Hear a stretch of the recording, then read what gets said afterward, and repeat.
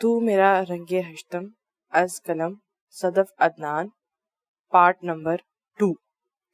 ساحل کو جانوروں کے ٹرک پر روانہ ہو کر وہ لوگ کسی حد تک مطمئن ہو گئے تھے، لیکن جب تک وہ شہر پہنچ کر اپنی خیریت سے مطلع نہ کرتا وہ سب بے چین ہی رہتے۔ ساحل ایک نفاست پسند انسان تھا، لیکن حالات کی کج ادائیوں نے اسے چیزوں کے بارے میں سوچنے پر اجازت چھین لی تھی۔ ٹرک جانوروں کی نجاست سے بھرا ہوا تھا، بدبو کے بھبکے اٹھ رہے تھے، لیکن وہ خاموشی سے سانس روکے ایک کونے میں بیٹھا ہوا تھا۔ ٹرک کچی پکی سڑکوں پہ تیز رفتاری سے دوڑ رہا تھا۔ ساحل کا جوڑ ہل چکا تھا۔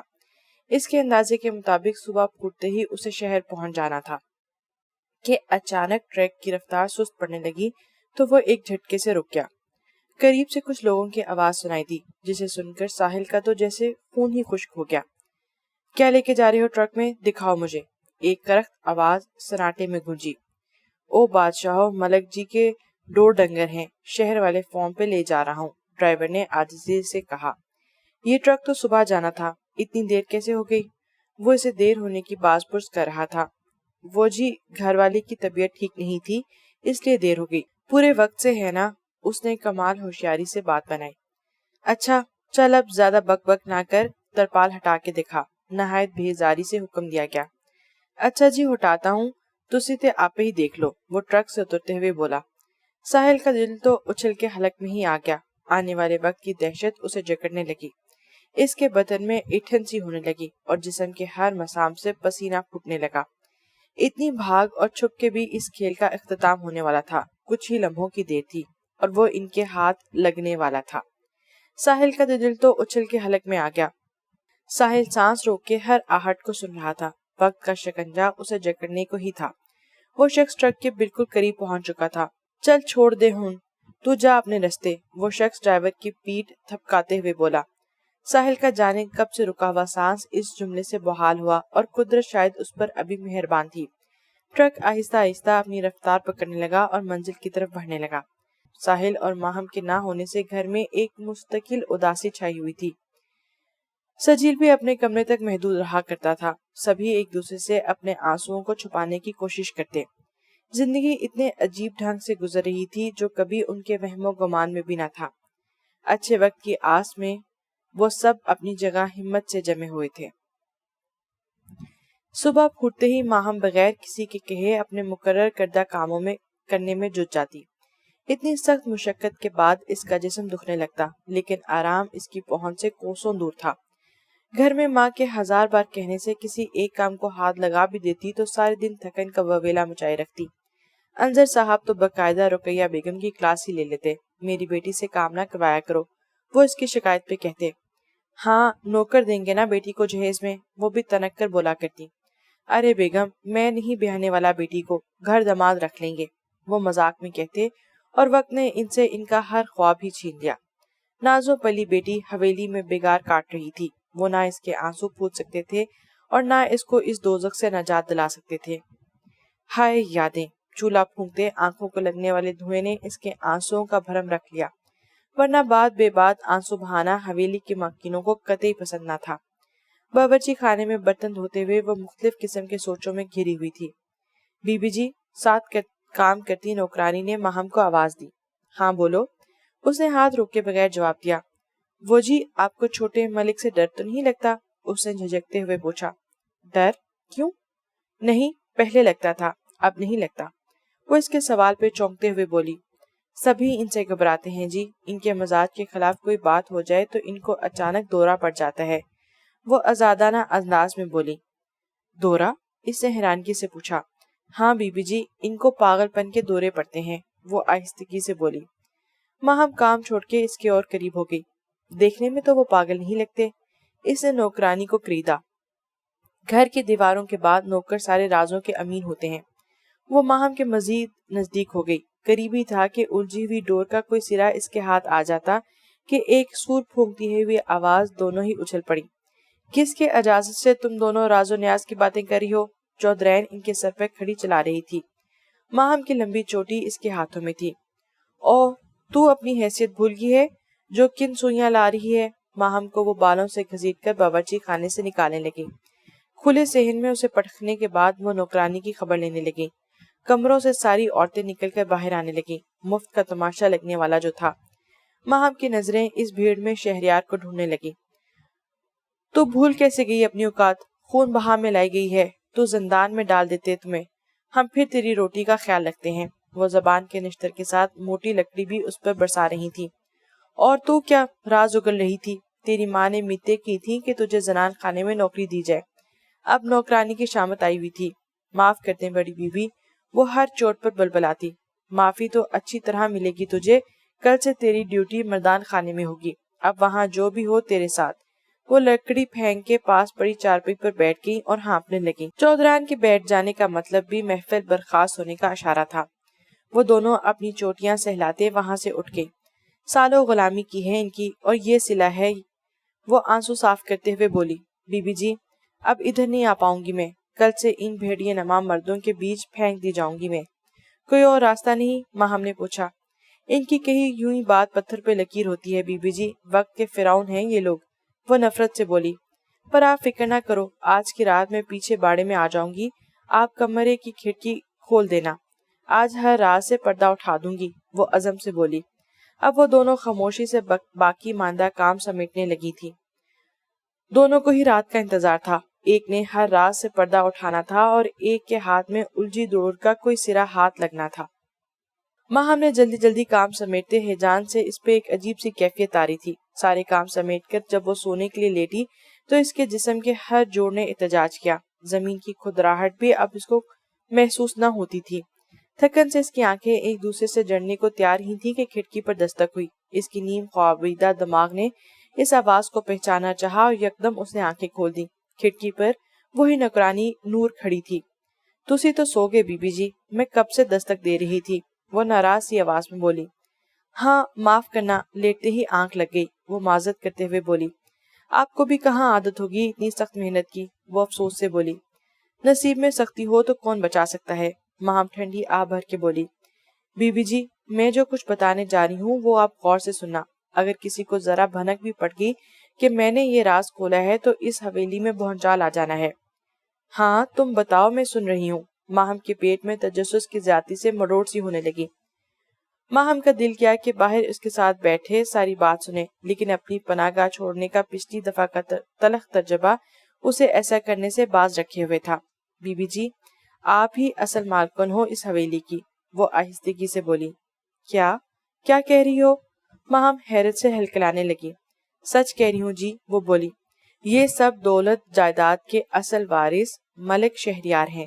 وہ رازوں سے پردہ ہٹاتے جا رہی تھی۔ ماہم کی ٹانگیں حیرت کی ذاتی سے کانپنے لگی۔ اس نے کھڑکی پہ لگی سلاخیں مضبوطی سے پکڑی۔ اس کا دل نہایت تیز رفتاری سے دھڑک رہا تھا۔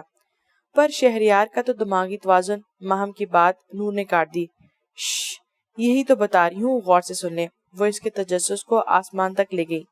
ملک شہریار کو پاگل بنایا گیا ہے، وہ نہایت دھیمی آواز میں بولی۔ ماہم کے سر پہ تو مانو آسمان ہی ٹوٹ پڑا۔ نور نے آگے کی بات کر کے منہ ہی کھولا تھا کہ ایک کرخت مردانہ آواز گونجی۔ کون ہے اس وقت؟ کون ہے ادھر؟ کوئی ادھر ہی آ رہا تھا۔ ماہم کا دل تو پسلیاں توڑ کے باہر آ جانے کے ہی قریب تھا۔ بات ادھوری کی ادھوری رہ گئی اور نور نے دوبارہ ادھر آنا نہیں تھا۔ اس نے بغیر آواز کے کھڑکی بند کی اور نور سے باہر اس وقت وہاں ہونے کے لیے باز پرس کی جا رہی تھی۔ تھوڑی دیر میں باہر خاموشی چھا گئی۔ ماہم نے تھوڑی دیر انتظار کیا، پھر آہستگی سے کھڑکی کھول کے دیکھا تو نور وہاں سے جا چکی تھی۔ ماہم کے ہاتھ جیسے پزل کے کچھ ٹکڑے لگے تھے، پر ابھی بہت کچھ تھا جسے وہ انجان تھی۔ نیند اس کی آنکھوں سے غائب ہو چکی تھی۔ آدھی بات معلوم ہوئی تھی اور وہ بھی اسے زیادہ پریشان کر رہی تھی۔ یکدم کھڑکی پہ پھر سے دستک ہوئی۔ وہ تیزی سے کھڑکی تک گئی اور کھڑکی کھول دی اور سامنے کا منظر دیکھ کے اس کی روح ہی پرواز ہونے کو تھی۔ کھڑکی میں ملک سرفیر کے سربراہی میں گھر کے دیگر افراد کھڑے تھے۔ چودھرائن نور کی گردن گدی سے پکڑ کے رکھی تھی اور نور دونوں ہاتھوں جوڑے آنکھوں میں آنسو بھرے اس کی طرف دیکھ رہی تھی۔ کل تو بڑی پارسا بن رہی تھی اور آج اس کمی کمین کی مدد سے اپنے یار کو ادھر بلا رکھا تھا۔ ملک سفیر کی پھنکارتی ہوئی آواز ابھری۔ باہر نکال، سفیر اسے آج اس کا فیصلہ کر ہی دیتے ہیں، چودھرائن نے زہر خندہ انداز میں کہا۔ ماہم نے کھڑکی کے پٹ بند کیے اور بھاگتے ہوئے دروازے کی طرف دوڑ لگا دی۔ وہ سارے اسی طرف ہی آ رہے تھے۔ اس کی نظریں کاٹ کباڑ کی طرف دیکھ رہی تھی۔ اس نے تھوڑا بھاری سامان دیکھا اور دروازے کی طرف اس کو کھسکانا شروع کر دیا۔ اس کی چھٹی ہوش اسے کسی بڑے خطرے کا احساس دلا رہی تھی۔ کچھ ہی لمحے کی دیر تھی اور وہ سارے مل کر دروازہ پیٹنے لگے۔ وہ دروازہ پیٹے جا رہے تھے اور مغالات کا طوفان جو اس کی زبانوں سے نکل رہا تھا۔ ماہم اپنے کانوں پر دونوں ہاتھ کو رکھ لیا، اس کا وجود کانپنے لگا۔ آج اسے اپنی جان شدید خطرے میں گھری محسوس ہوئی تھی۔ وہ لوگ کافی دیر تک دروازہ پیٹتے رہے اور کھولنے کے لیے زور آزمائی کرتے رہے، لیکن کھول نہیں پائے۔ آخرکار بکتے بکاتے وہاں سے چلے گئے۔ دیکھتی ہوں کتنی دیر چھپ کر بیٹھتی رہے گی، چودھرین زہریلے لہجے میں بولی۔ ملک سفیر کا بھی ہاتھ ملتا رہ گیا اور اپنی ہزیمت کا بدلہ لینے کا بہترین موقع آج بھی اس کے ہاتھ سے نکل گیا۔ ماہم ابھی تک لذیذدہ وجود کے ساتھ دروازے سے لگی بیٹھی تھی کہ کھڑکی پر پھر سے دستک ہوئی۔ ماہم کا دل اب اچھل کر حلق میں آ گیا۔ اب کون آ گیا؟ کھڑکی کھول کر دیکھوں یا نہیں؟ پھر کوئی مصیبت میرا انتظار نہ کری ہو؟ یہ سوال ابھر ہی رہے تھے کہ دستک ٹھہر ٹھہر کر اور نہایت محتاط طریقے سے دی جا رہی تھی۔ کون ہے؟ کھڑکی کھولو ماہم، دھیمی سی آواز اس کی سماعت سے ٹکرائی۔ اس کا ذہن آواز کو پہچاننے کی کوشش کرنے لگا۔ آواز پہنچاتے ہی اس نے کھڑکی کے پٹ کھول دیے۔ سامنے شمائل کھڑی تھی۔ اس نے پہلے ہی اس کے ہاتھ میں روٹی تھمائی اور پانی کی بوتل دی۔ ابھی یہ کچھ مل سکا ہے، اس پر ہی گزارا کرو، وہ سرگوشی نما آواز میں بولی۔ باہر کیا حالات ہیں؟ ماہم نے روٹی کا لقمہ توڑتے ہوئے پوچھا۔ اچھے نہیں ہیں، یہ لوگ غصے میں بھرے بیٹھے ہیں، ہر طرف سے ناکامی ہی دیکھنی پڑی ہے، ساحل کا بھی کچھ اتا پتا نہیں ملا، وہ آہستگی سے بولی۔ اللہ کا احسان ہے میرے بھائی کو وہ ان کی شر سے محفوظ ہی رکھے، ماہم اوپر کی طرف دیکھتے ہوئے بولی۔ آج نور کو تمہارے ساتھ اس وقت یہ لوگ دیکھ کر خود ساختہ کہانی بنا رہے ہیں اور ہر ناکامی کا غصہ اس بات کو جواز بنا کر نکال دیں گے۔ شمائل کا لہجہ اس کے لیے فکر کے لیے ہوا تھا۔ ماہم نے اس کی بات سن کر ایک گہری سانس لی۔ دوسرے لفظوں میں تمہاری جان کو خطرہ ہے، شمائل سرسراتی ہوئی آواز میں بولی۔ ماہم کے دو گلے سے نوالا نکلنا ہی مشکل ہو گیا۔ پھر اب کیا ہوگا؟ یہاں سے نکلنا ہوگا تم کو، شمائل نے راہ سجائی۔ پر یہ کیسے ممکن ہے؟ میں کیسے نکل پاؤں گی یہاں سے؟ وہ حقیقتاً پریشان تھی۔ تم پریشان نہ ہو، برابر والے گاؤں میں شہریار کی خالہ رہتی ہیں، ان لوگوں سے ان کی کم ہی بنتی ہے۔ ماہم خاموشی سے اسے بولتا سن رہی تھی۔ بس کسی طرح تم ان تک پہنچ جاؤ، باقی وہ خود سنبھال لیں گی، شمائل نے اسے ساری تفصیل سمجھائی۔ اور میں اکیلے کیسے وہاں تک پہنچ جاؤں گی؟ ماہم نے فکر مندی سے پوچھا۔ تم اس کی فکر نہ کرو اور پانی سنبھال کے پینا، نہ جانے کب میں تمہارے پاس دوبارہ آؤں، شمائل نے اس پہ الوداعی نظر ڈالتے ہوئے کہا۔ ماہم خود کسی کو بھول بھلائیوں میں گم محسوس کر رہی تھی۔ شمائل کے گرد دکھائے گئے رستے کے بارے میں سوچتے سوچتے جانے کب اس کی آنکھیں بند ہونے لگی۔ ساحل کی زندگی میں صبح سورج کی نوید لے کر آیا تھا۔ وہ پرخطرات رات گزارنے کے بعد شہر کی حدود میں داخل ہو گیا تھا۔ گھر پہنچ کر جب اس نے دروازے کی الوداعی گھنٹی پر اپنے مخصوص انداز میں بجائی تو گھر میں موجود سارے ہی افراد ایک ساتھ دروازے کی طرف دوڑے۔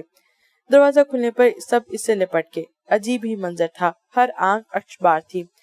تم کو یہاں نہیں آنا چاہیے تھا، کہیں ہمارا گھر بھی چودھری کی نگرانی میں نہ ہو، سجیر فکر مندی سے بولا۔ سب کے چہرے پر تشویش تھی۔ بس میں اسے بھی اکمل صاحب کے پاس لے جاؤں گا، ہائی کورٹ میں جج ہیں وہ، انظر صاحب بولے۔ وہ کوئی نہ کوئی راہ نکال لیں گے نا، رقیہ بیگم بڑی آس سے سوال کیا۔ اللہ بڑا بادشاہ ہے، کوئی نہ کوئی راستہ نکال دے گا، انہوں نے سبھی کو تسلی دی۔ امی آپ میرے کپڑے نکال دیں، میں اپنا حلیہ درست کر لوں، ساحل اندر کمرے کی طرف بڑھا۔ رقیہ بیگم اس کے ساتھ چلی گئی۔ انظر صاحب اور سجیل ساتھ بیٹھے معاملات پہ نظر ثانی کر رہے تھے۔ اسی لمحے باہر دروازے پہ زور زور دستک ہوئی اور دونوں ہی چونکے۔ سجیل نے کمرے کی کھڑکی سے باہر دیکھا تو روح سا منظر تھا۔ اسی لمحے باہر دروازے پر دستک دی گئی تو وہ دونوں ہی چونکے۔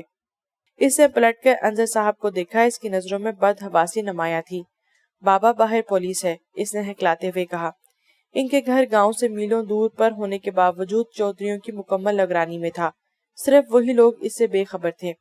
رقیہ بیگم کمرے سے نکل کر لاؤنج میں آئیں تو باپ بیٹے کے چہرے کی اڑی رنگت کو بھی چونکا کے رہ گئی۔ کیا ہوا؟ ساحل کہاں ہے؟ وہ اندر نہا رہا ہے۔ ہوا کیا ہے؟ باہر پولیس ہے۔ وہ ان کی بات سنتے ہی اندر کی طرف بھاگیں، دروازے پر زوردار طریقے سے دستک دی۔ محلے کے لوگ گھروں سے نکل کر اپنے دروازوں پہ کھڑے یہ سارا تماشا دیکھ رہے تھے۔ باہر پولیس مکمل تیاری کے ساتھ آئی تھی، لیڈی پولیس تک ان کے ساتھ تھی۔ ہمارے پاس آپ کے بیٹے ساحل کو گرفتار کرنے کا وارنٹ ہے، ان میں سے ایک پولیس افسر بولا۔ کیسا وارنٹ؟ آپ تو ایسے پوچھ رہے ہیں جیسے کچھ جانتے نہیں، برائے مہربانی آپ ہمارا وقت ضائع نہ کریں اور ہمیں ہمارا کام کرنے دیں۔ انصر صاحب کے پاس ان کو اندر جانے کی اجازت دینے کے علاوہ کوئی چارہ باقی نہ بچا۔ وہ دل پہ پتھر رکھ کر ایک طرف کو ہو گئے۔ پولیس دندناتی ہوئی ان کے گھر کے اندر داخل ہوئی۔ سجیل کے چہرے کا رنگ بھی اڑا تھا، صرف رقیہ بیگم خلاف توقع کافی مطمئن تھی۔ جب وہ ساحل کے کمرے کی طرف بڑھے تو دونوں باپ اور بیٹے نے دل پہ ہاتھ رکھ لیا، نہ جانے اگلا لمحہ کیا ہو۔ دل کی دھڑکن دھمک اٹھی۔ کمرے سے جب پولیس کے اہلکار خالی ہاتھ آئے تو دونوں نے حیرت سے رقیہ بیگم کی طرف دیکھا۔ انہوں نے ہلکی سے مسکراہٹ کے ساتھ شوہر کے ہاتھ پر ہاتھ رکھ کر ان کو تسلی دی۔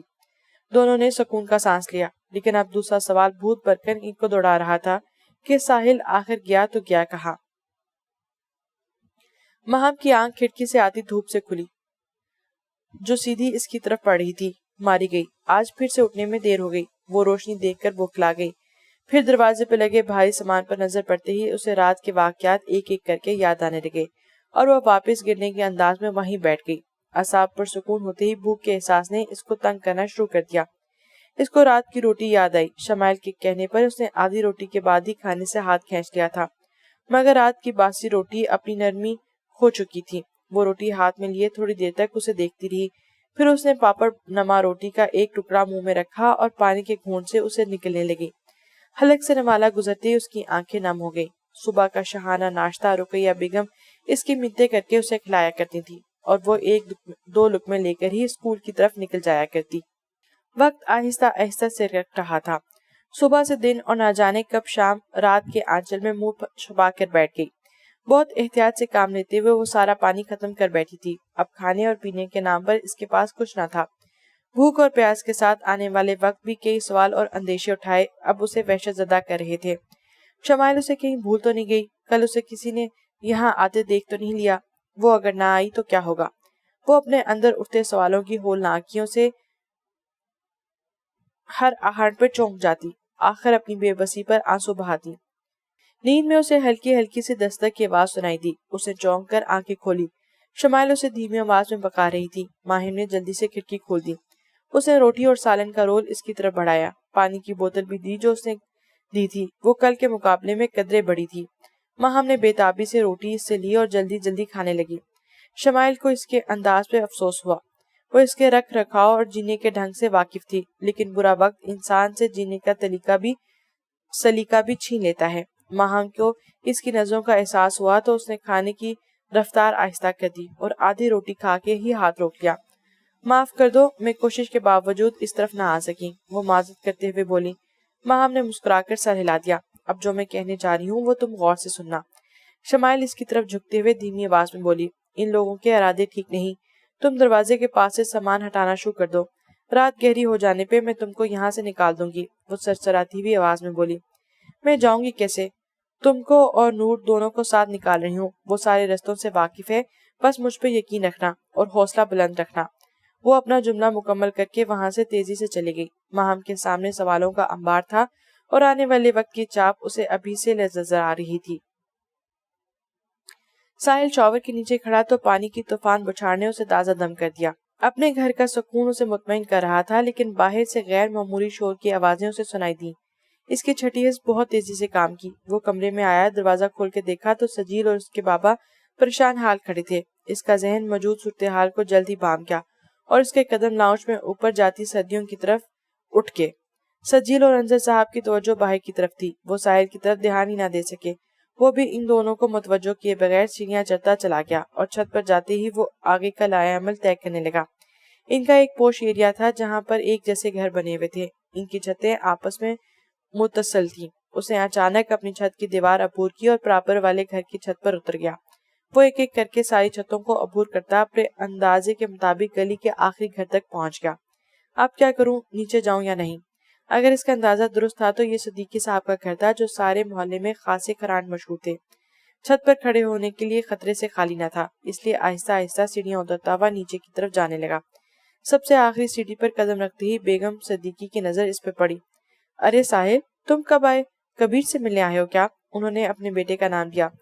دروازہ لازمی کھلا چھوڑ دیا گیا ہوگا۔ وہ باہر کے حالات سے شاید ناواقف تھی اور اپنی دھن میں مگن بولی جا رہی تھی۔ جی آنٹی، اسی سے مجھے کچھ کام تھا، وہ ہلکلاتے ہوئے بولا۔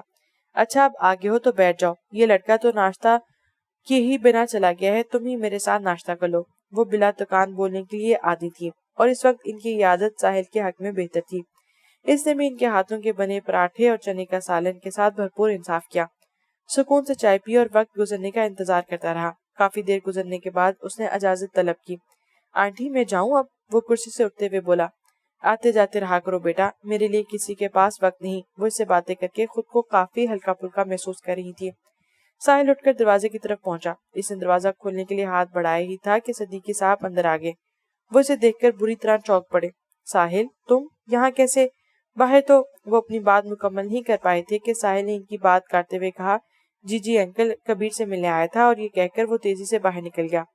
یکدم ہی صدیقی صاحب نے ہاتھ بڑھا کر اس کی قمیض کا کالر پکڑ لیا اور پولیس چلانے لگے۔ قاتل ہو تم، میرے گھر میں بھی لازمی چوری چکاری کی نیت سے ہی آئے ہوگے، وہ کرخت آواز میں بولے۔ ساحل کو ان کی گرفت سے آزاد کرنے کے لیے ہاتھ پاؤں مار رہا تھا۔ یکدم ہی صدیقی صاحب نے ہاتھ بڑھا کر اس کی قمیض کا کالر پکڑ لیا اور پولیس چلانے لگے۔ ارے یہ آپ نے ساحل کو کیوں پکڑ رکھا ہے؟ پیچھے سے آتی بیگم صدیقی کی آواز پر وہ بے ساختہ پلٹے اور یہ لمحہ کام کر گیا۔ ان کی گرفت ڈھیلی محسوس ہوئی تو ساحل ان کو پیچھے کی طرف دھکیلتا جس سے صدیقی صاحب لکڑائے اور وہ ان کی گرفت سے آزاد ہو گیا۔ جتنی دیر میں وہ سنبھلتے ساحل بنا وقت ضائع کیے آگے کی طرف دوڑ گیا تھا۔ جانے کتنی گلیاں کتنی سڑکیں وہ بغیر رکے عبور کرتا چلا گیا۔ کافی دیر بعد بھاگنے کے بعد جب وہ گھٹنوں پر ہاتھ رکھے تھک کر بری طرح ہانپ رہا تھا، اس صورتحال میں بھی اس کا ذہن بہت تیزی سے جمع تفریق کر رہا تھا۔ اب کیا کرنا چاہیے؟ بھائی صاحب ایک فون کرنا ہے، ساحل نے لہجے سے پوچھا۔ ہاں تو کر لو، وہ میرے پاس پیسے نہیں ہیں، ساحل ہکلاتے ہوئے بولا۔ دکاندار نے اس کا سر سے لے کر پیر تک کا جائزہ لیا۔ چند لمحوں میں اس کا کیا نتیجہ اخذ کیا؟ تم فون کر لو، جب پیسے ہوں تو دے دینا۔ اس نے گہری نظروں سے اس کی طرف دیکھا۔ ساحل نے اجازت ملتے ہی گھر کا نمبر ملایا۔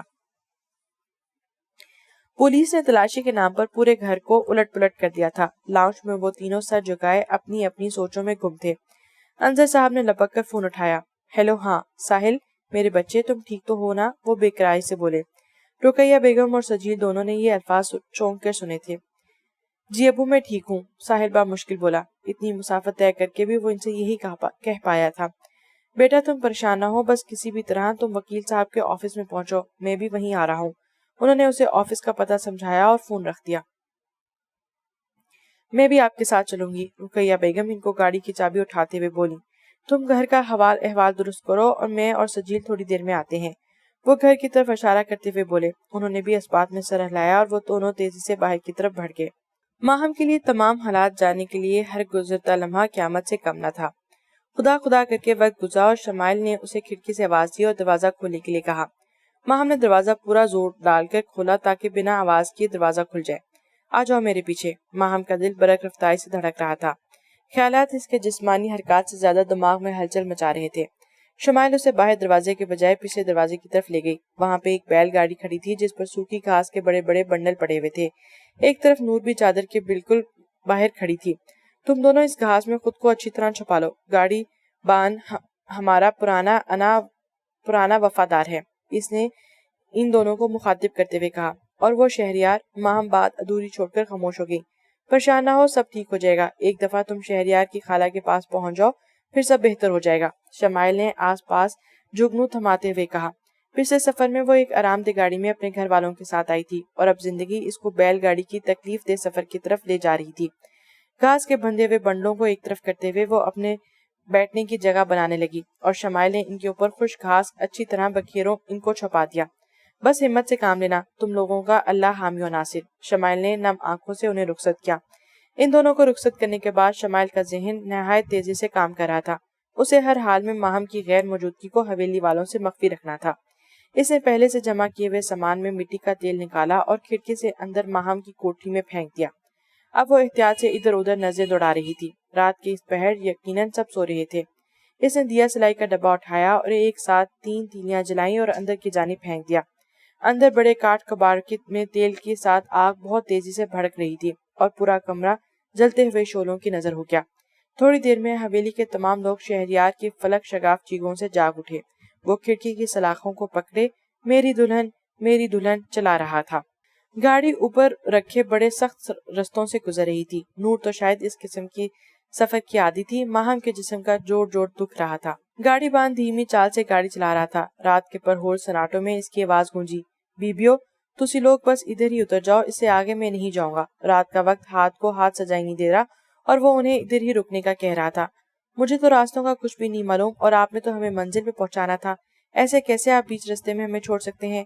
माहम ने रूहानसी में कहा, बीबी जी, मैं भी बीवी बच्चों वाला हूँ, आज नहीं तो कल ये बात खुल ही जाएगी। मैं आप लोगों की रिहाई का सबब बना हूँ तो ये चौधरी लोग मेरे पूरे खानदान को कुत्तों के आगे डलवा देंगे। वो दोनों हाथ माहम के आगे जोड़ता हुआ बोला, एक मजबूर इंसान दूसरे मजबूर की मुश्किल ही मदद कर पाता है। माहम का पूरा जिस्म बुरी तरह कांप उठा। नूर ने इसका बफीला हाथ थाम कर इसको दिलासा दिया। वो दोनों एक दूसरे का हाथ थामते हुए आगे बढ़ती जा रही थी। चांद भी आखिरी तरीके थी, इसलिए अंधेरे ने हर सूरज जमा रखा था, हाथ को हाथ की सुझाई न देती। अगर इनको रास्तों का सही इल्म ना होता तो ये अंधेरा इनको अपने अंदर जम कर देता, लेकिन रास्तों से नावाकिफियत इनको किसी भी बड़े वक्त खतरे से दो चार करवा सकती थी। नूर, तुमको कुछ तो इल्म होगा सही रास्ते का, माहम ने लजरती आवाज में कहा। मुकम्मल तौर पे नहीं, लेकिन आप फिक्र ना करें, रोशनी होते ही किसी माकूल आदमी से पूछ लेंगे। नूर ने उसे तसल्ली दी। माहम ने उसे जवाब में कुछ ना कहा। नूर उसे खामोशी रहने का इशारा किया और रुक रुक कर पीछे की जानिब देखने लगी। कोई हमारे पीछे आ रहा है बीबी जी, जितना तेज हो सके भागो। वो दोनों ऊंचे ऊंचे रस्तों पर भागती जा रही थी। अब माहम को भी वाज़ह तौर पर कोई अपने पीछे आता महसूस हुआ। न जाने इनकी किस्मत में क्या लिखा था, एक के बाद दूसरी मुसीबत। यकदम भागते हुए माहम के पैर को किसी नोकीली चीज आ गई और इसका पैर पूरी तरह से रपट गया और वो मुंह के बल जमीन पर जा गिरी। इसने गिरते ही दोनों हाथों को जमीन पर रखा और अपने चेहरे को जमीन पर टकराने से बचाया। उठो बीबी, हिम्मत करो। नूर फूली हुई सांसों के दरमियान बामुश्किल होते हुए उसको उठा रही थी। माहम ने उठना चाहा, लेकिन पाँव की दर्द बहुत शदीद थी। नूर, तुमने जाना है तो जाओ, मैं नहीं उठ पाऊंगी। ना बीबी जी, मैं छोड़कर नहीं जाऊंगी आपको कहीं भी। ये कहकर वो माहम का पाँव देखने लगी। नूर के पाँव के छूने से दर्द की एक तेज लहर उठी और माहम के मुंह से तेज तकलीफ चीख निकली थी। इसको चीख सुनते ही मौत का ताकुब कर सूरत में इनके सर पर आ पहुंचा। वो एक लंबा चौड़ा वजूद था जिसने काली चादर में खुद को छुपाया हुआ था। साहिल वकील के ऑफिस पहुंचा और रिक्शे वाले को वहीं रोक दिया। वो अंदर गया और वकील साहब से मिला और अपने घर से निकलने वाले वाकया मुख्तसर इनके गोशगजार किया। वकील साहब को इसके वालिद किसी हद तक सारे मामलात बता चुके थे। वकील साहब, वो बाहर रिक्शे वाला। अरे पहले क्यों नहीं बताया? उन्होंने उसके अंदाज से इसकी बात अधूरी समझ ली और इसे सजनिश की। नसीर, वो बाहर रिक्शे वाले को ये पैसे देकर फारिग करो। वो इसकी तरफ रुपए बढ़ाते हुए बोले। साहिल इनकी तरफ मामूनियत से देखने लगा। इसी लम्हे दरवाजे पर दस्तक हुई। लगता है अंदर साहब आ गए। साहिल बेताबी से दरवाजे खोलने के लिए गया तो सामने ताज़ादम पुलिस पार्टी धरने के लिए खड़ी थी। साहिल बेताबी से दरवाजे की तरफ देखने लगा। किस्मत अपना खेल खेल चुकी थी। इतनी मुशक्कत और भाग दौड़ के बावजूद साहिल वक्त के शिकंजे में कसा जाने वाला था। अंजर साहब और सजील साहब वहां पहुंचे तो सामने देखने वाला मंजर दोनों को ही दिल पर हाथ रखने पर मजबूर कर दिया। साहिल के हाथों में हथकड़ी लगी हुई थी और वो चेहरा झुकाए पुलिस मोबाइल में बैठा हुआ था। वो बेकसूर होते हुए भी वक्त की गिरफ्त में आ चुका था। जब साहिल ने नजर उठाई और सामने इन दोनों को पाया तो जिन आंसू पे वो जब्त किए बैठा था वो बिला तरद्दुद इसके चेहरे पर फिसलने लगे। वो खामोशी से पुलिस मोबाइल के पीछे आ रहे थे। मोबाइल की घंटी बजने लगी और रकैया बेगम इनको फोन कर रही थी। दोनों में ही हिम्मत न थी कि वो इनको हालात से आगाह करते। फोन बज बज कर खुद ही खामोश हो गया था। माहम और नूर दोनों को ही अपनी मौत का यकीन हो चुका था। वो लंबा चौड़ा वजूद घुटनों के बल गिरने वाले अंदाज में माहम के करीब आ बैठा। इसके मुंह से निकलने वाले अल्फाज दोनों को ही शर्मसार कर दिया। मेरी दुल्हन मरी नहीं, मेरी दुल्हन मरी नहीं। वो कोई और नहीं मलिक शहरियार था, जो कि दोनों हाथों से चेहरा छुपाए बच्चों की तरह सिसक सिसक के रो रहा था। माहम का दिल इस तरह रोते देखकर पिसीजने लगा। किसने कहा तुम्हारी दुल्हन मर गई? माहम ने उसके आंसू साफ करते हुए पूछा। वो हवेली में आग लगी, सब कह रहे थे कि दुल्हन मर गई। वो इसे तकते हुए अटक अटक कर बोला। माहम और नूर ने दोनों ने एक दूसरे को सवालिया नजरों से देखा। इस पर शादी मर्ग की कैफियत आ रही थी। तुमको कैसे मालूम था कि मैं यहाँ हूँ? माहम ने इसका चेहरा ऊंचा करते हुए पूछा। मुझे क्या पता तुम मिल जाओगी। वहाँ सब कह रहे थे कि तुम आग में जल मरी हो, तो तुम्हारा बिना जी क्या करना था? मैं तो पास की पहाड़ी से कूदने जा रहा था कि तुम मिल गई। वो बेसाख्ती से बोला। माहम इसकी बात सुनकर दिल पर हाथ रख लिया। कुदरत के किए गए हर काम में एक हिकमत पोशीदा होती है। बस इंसान मुस्तकबिल में झांकने की सलाहियत ना होने के बायस हिम्मत छोड़ बैठता है। गाड़ी बांध के बीच रास्ते में उतार जाने पर माहम बुरी तरह दिल बर्दाश्ता होगी, लेकिन इस मुश्किल में इसके लिए आसानी पोशीदा थी, जो कि इसकी नजरें अक्स से ओझल थी। वो अल्लाह का शुक्र अदा करते हुए शहरियार का सहारा लेकर आगे का सफर तय करने लगी। ماہم کے لیے پیر میں آئی موج کے ساتھ چلنا کسی قیامت سے کم نہ تھا، حالانکہ شہریار نے اسے تھامے رکھا تھا، پھر بھی درد سے وہ بے حال تھی۔ یکدم کسی گاڑی کی ہیڈ لائٹس چمکی، نور اور ماہم چاہ کر بھی کہیں نہ بھاگ سکی اور ایک تیز رفتار جیپ ان کے پاس آ کے رکی۔ وہ دونوں چادر کے پلو سے اپنا چہرہ چھپانے لگیں، نہ جانے اب کوئی نئی مصیبت ان پر نازل ہوئی۔ ارے شہریار، تم اس وقت یہاں کہاں؟ ایک انجان مگر دوستانہ لہجے میں ایک مرد کی آواز آئی۔ نہ جیتے، کوئی گل نہیں، میرے گھر والے ہیں، بس دوسرے پنڈ تک جانا ہے۔ سد شکر کے موقع کی مناسبت سے شہریار بات بنانے لگا۔ اسی لمحے ماہم پیر کی موج کے باعث ڈگمگائی اور چادر کا پلو اس کے چہرے سے ہٹ گیا اور اس کا حسن جاوید عرف جیتے کے دل پر بجلی کی طرح گرا۔ وہ بندہ شہریار کے پنڈ کا تھا اور اس کے سارے حالات سے واقف تھا۔ ماہم ایک جھلک دیکھنے کے لیے بس اس کی نیت میں فطور آ گیا۔ آجا آجا، جیپ میں آجا، میں چھوڑ دیتا ہوں، جاوید بظاہر ہمدردی سے بولا۔ شہریار اپنی معصومیت کے باعث اس کی نیت کو نہ جانچ پایا اور گاڑی کی طرف بڑھنے لگا۔ ماہم نے اسے روکنا چاہا لیکن وہ اس کی بات سمجھ ہی نہ سکا۔ ان کی گاڑی میں بیٹھتے ہی وہ آگے لگے شیشے سے ماہم کو دیکھنے لگا۔ اس کی خباثت بھری مسکراہٹ ماہم کی نظروں سے پوشیدہ نہ تھی۔ ان کی گاڑی میں بیٹھتے ہی وہ آگے لگے شیشے سے ماہم کو دیکھنے لگا۔ ماہم کے وجود پر جیسے لال رنگ کی باریک باریک چونٹیاں رینگ رہی تھیں۔ وہ جاوید کے نظر میں پوشیدہ ہوس کو پہچان چکی تھی، لیکن شہریار اپنی ازلی معصومیت کے باعث یہ سب محسوس نہ کر سکا۔ اندھیرے میں جیپ تیزی سے نامعلوم منزل کی طرف دوڑتی جا رہی تھی، ایک ایسی منزل جس کا کسی کو بھی علم نہ تھا۔